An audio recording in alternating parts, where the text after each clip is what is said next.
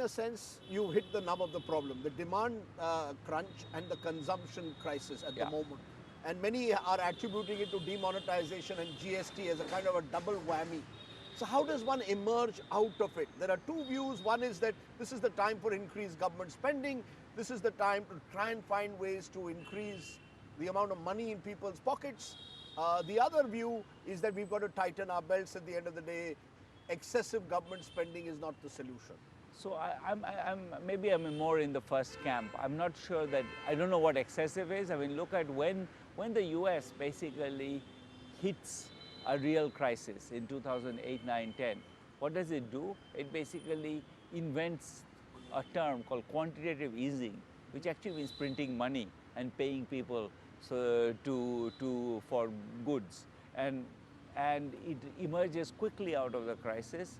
And in a sense, it's interesting because, Ben Bernanke, who was running the Fed at that time, was a Republican appointee and a traditionally conservative economist. But his first reaction is, right now we're all Keynesians, we're going to spend money.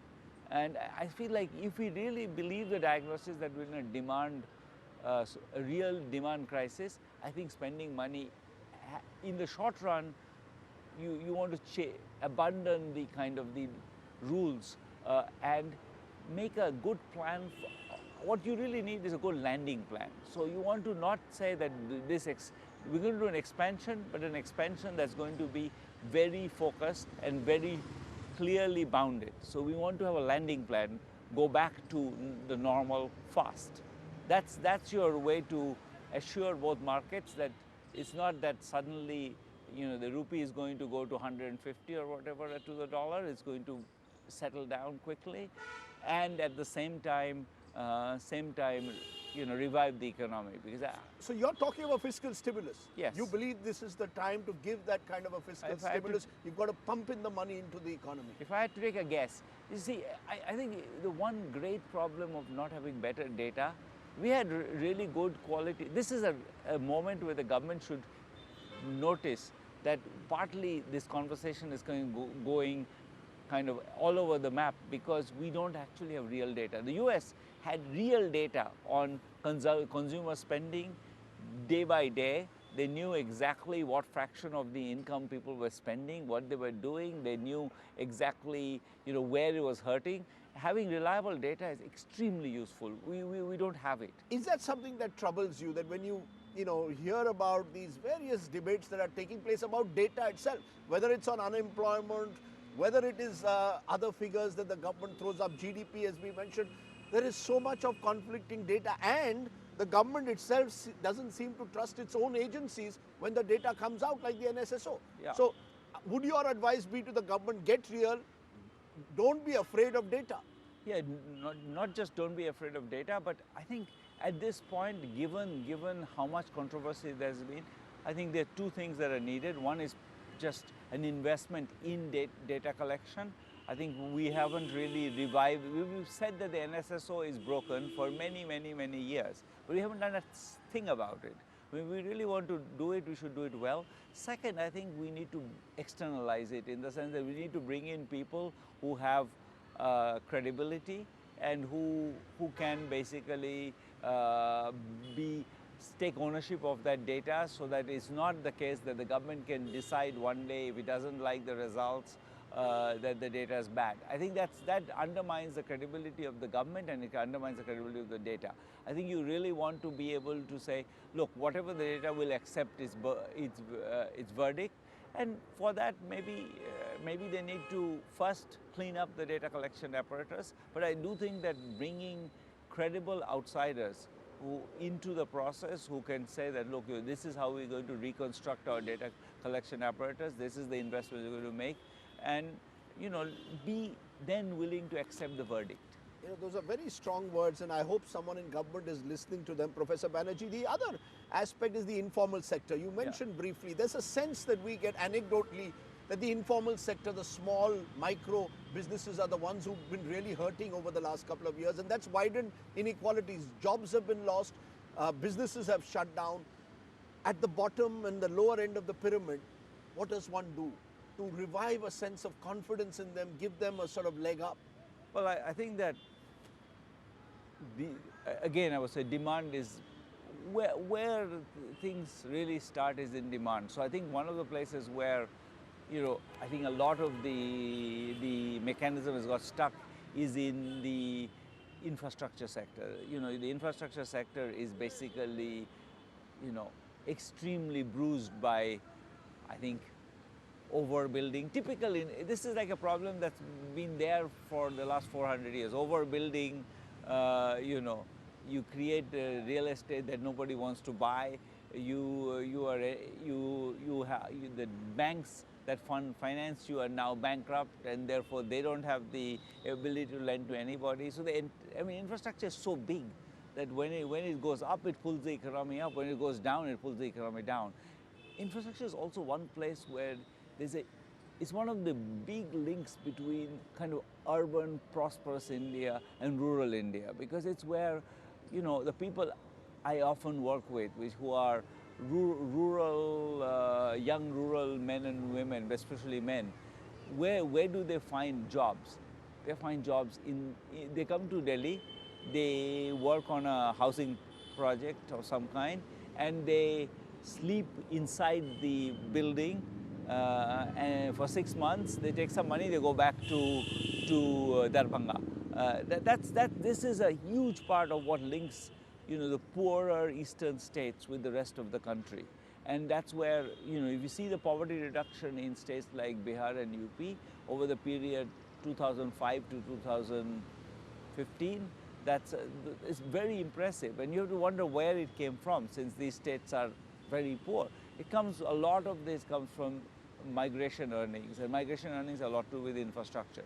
So I would say one of the things the government can do, if you want to get money in the hands of really poor people, who then buy in the informal sector, who buy these garments that are made, non-branded or kind of semi-branded garments, those people are going to be the people who buy are those people who work in the infrastructure. So infrastructure is a good place to spend, and our infrastructure certainly needs improvement. It's interesting you're saying that, because so far in the last few months, the attempt has been made to target those at the top end, give corporate tax breaks as were given a few months ago, but it hasn't in a way revived investor confidence. You are among those who doesn't seem to believe that cutting corporate taxes is really the solution. Esther Duflo has even gone, your co-Nobel laureate has gone to the extent of saying, revive the wealth tax. Why do you do away with the wealth tax? Are you saying that this isn't the time to cut taxes, as some are calling for, rationalize taxes, put more money in people's pockets, the middle class and the upper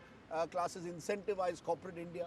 So there are two separate things. I think corporate India, and I think it's a little bit of a exaggeration to call, corporate India the middle class. And the middle class... Yeah, middle class and corporate India. I think corporate India is sitting on a bunch of cash. They're not investing. Why they're not investing? Because there is no demand.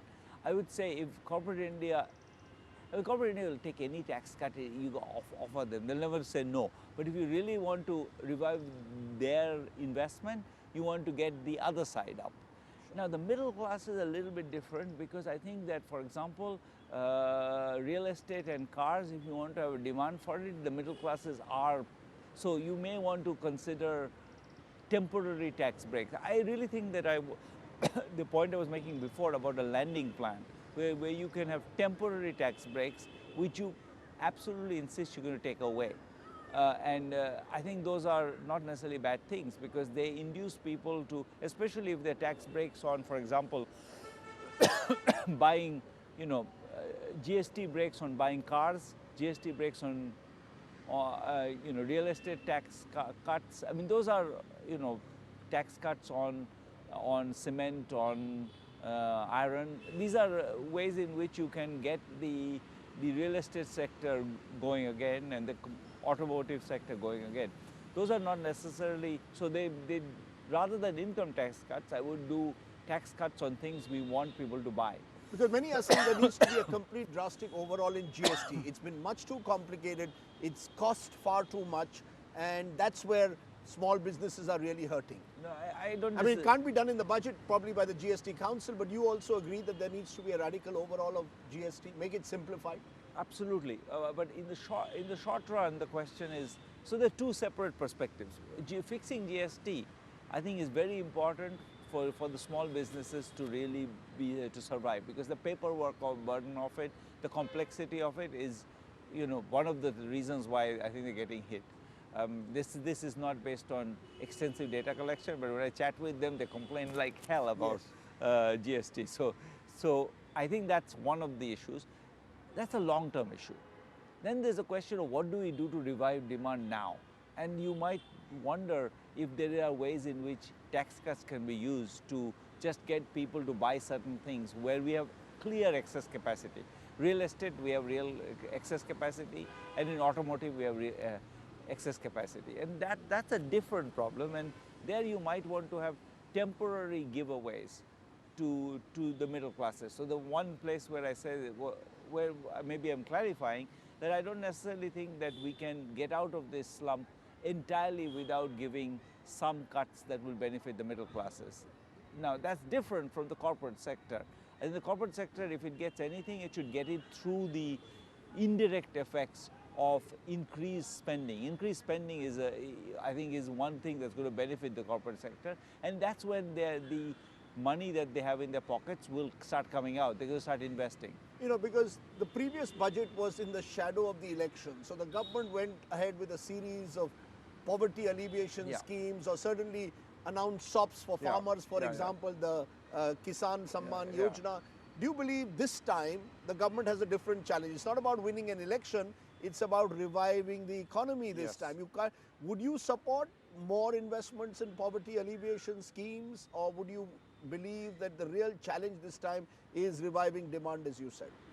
I think reviving demand is the real challenge. I think the poverty alleviation schemes that were announced last time are only, and the implementation right now is very limited. Okay, partly because states are also broke and they don't want to put up the money. There's all kinds of reasons, but the government has also has gone slow on a bunch of schemes. So I think new schemes we don't need.